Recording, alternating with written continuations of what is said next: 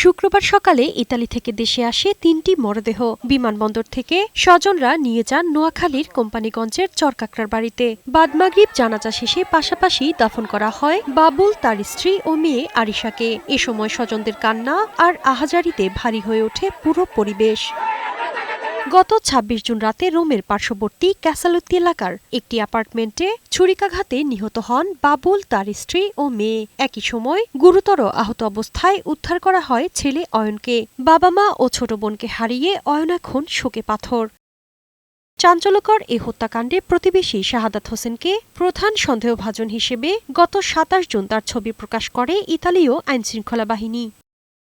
স্বজনরা জানান ২০২৫ সালের ২ জুলাই বাবুলদের বাড়ির সামনে লাল বাহিনীর নামে একটি উড়োচিঠি পাওয়া যায়। চিঠিতে টাকা ও স্বর্ণালঙ্কার দাবি করা হয়। দাবি পূরণ না করলে পরিবারের সদস্যদের হত্যার হুমকি দেওয়া হয়েছিল।